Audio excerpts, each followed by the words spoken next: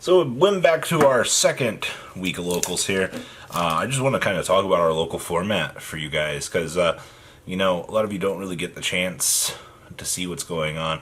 And, it's not going to be as detailed and, as amazing as Ruggles is, but I just want to talk about, the raw facts here. And, by the way, I hate Salad. Man, that deck, we played so many of them. Well, here's my very solidly deck profile, or not even deck profile, report, shall we?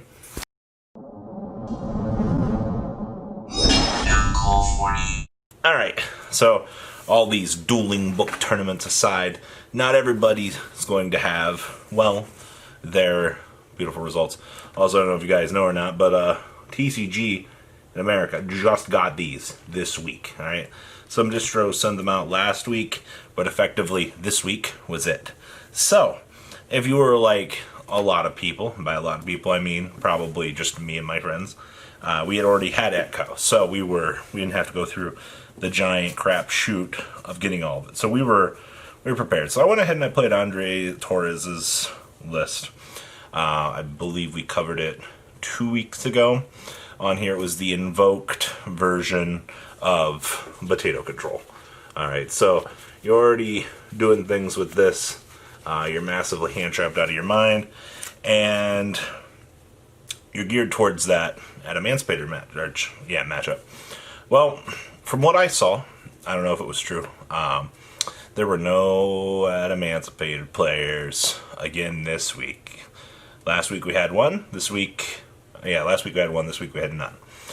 This week we had one Synchro Eldritch deck, and then we had one Invoked, and then believe that there was one more. So out of the 20 plus players that we had, once again only 3 of this running around. Okay?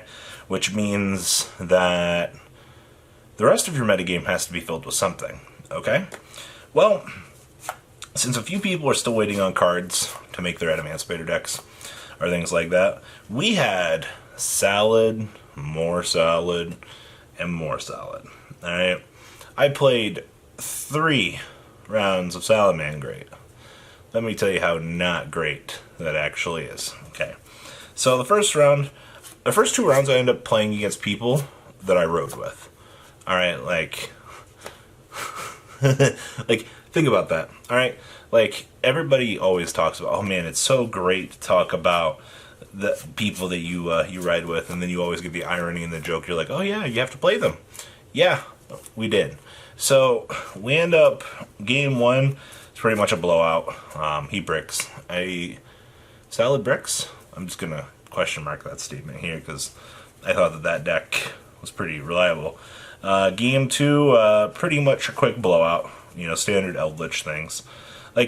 There's not a lot that I can really say that will make you guys understand, how good this deck is versus Eldritch, or versus Salad. This card, this is a blowout, alright?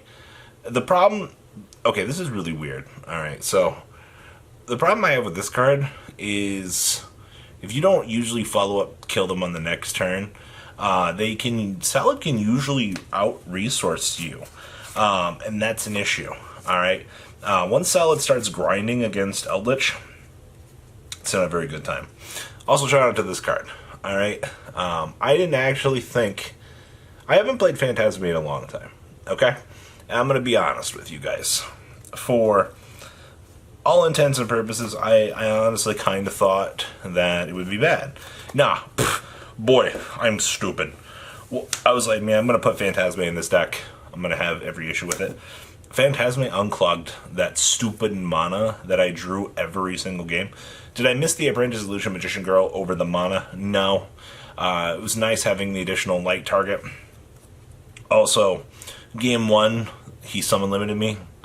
And, one big golden boy usually takes care of it. My second solid matchup was 30 minutes of pure nonsense. By pure nonsense, double Nibiru shenanigans, and then just kind of the losing control of the match after that. And sometimes you just don't draw Alistair. That's how that works. Round 3, I played against another solid player. I ended up winning that. Game 1 and Game 2 were both won by Purgatrio. Alright, this is the same solid player that beat me last week. But this week, man, he desired me Game 1 and Game 2 and did not draw his traps. And I say that because he also had the Gazelle. Game 1, he made the Rafflesia on me, and then desired away his only targets. By the way, I said targets, alright? On that Hot Mill 10, he lost both. Okay?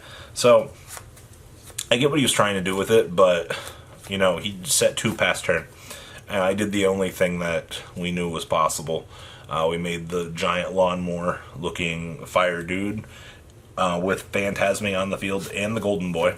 And then we just went poke, poke, poke, poke, and then swing with the rest of the squad. Literally like it was game with the lawnmower. But Purgatrio, that's pretty good. Pretty good indeed. And things that are really... I don't like have much of a like rounded out matchup like breakdown for you guys because like Nibiru, Phantasme, and Effect Veiler, like look, this card was also MVP. Alright. Now, one big thing that Andre's list kinda had that was really cool was it could go into Celine and climb into Access Code Talker. Yeah, I'm gonna be honest with you, that never happened. There was just never a time where I was able to just climb up to it. Like, the Magician's Souls did my dumping for me. We drop off our field spell after we resolved our search. We drop off one of the traps out of our hand, and we just recur searches. Like, yeah, leaving the Souls 95% of the time just ended up getting linked into a Link Karibo for an extra 300, because there was just never a point where I had the tuner to start combo. Like, it's really strange to say, too. Because Andre's build is literally double Ash, double Ogre, double Veiler. And there's just never a time. Like, I think most every... Did I go second? I think I went second essentially every solid game. So there wasn't really much of a time to kind of set that up. Now, my last round of Swiss was Cyber Dragon. So I was 2-1 going into the last round. Cyber Dragon got 2-0'd. No ifs, ands, or buts about that matchup. Like, after playing 3 solid, I was so relieved to, like, actually play something semi-manageable. Like, that game was easy because we literally got the Makaba Effect Veilered. Or not Effect Veilered, Impermed. And I'm just like, okay. Like, he sets up his field, makes the Infinity, and then he's like, oh, I can't suck up defense position monsters. I'm like, yep, you can't get over... It's really sad that Cyber Dragon can't out a 2800 beat stick in defense mode. Like, watching the Golden Boy in defense mode in that matchup is hilarious. We put it up twice against him. Just can't do anything about it, man. Like, you had to waste 1 negate to bait out something just so I could shoot off the other one to summon. And my opponent's like, oh yeah. Cheers, by the way. Cheers to 95% of my side deck being worthless. Because, you know, who needs token collectors?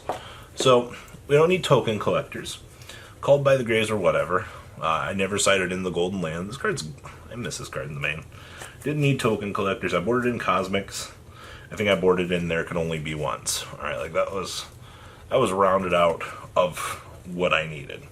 Alright, like everything else outside of that had no purpose at all. And I've got nothing to really say about that. Like, in conclusion, alright, did I feel like there was too many hand traps?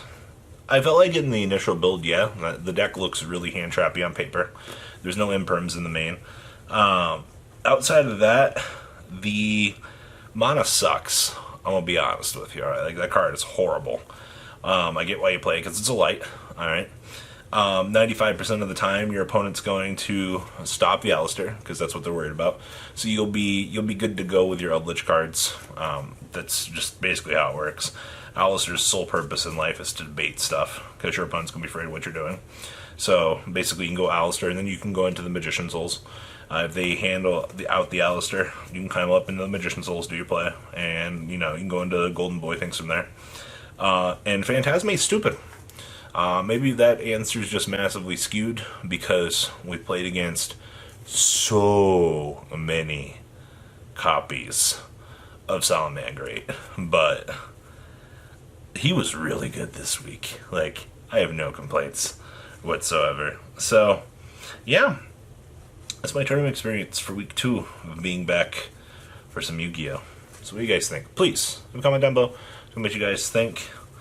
I'm not gonna lie, I like Eldritch. This deck is pretty fun.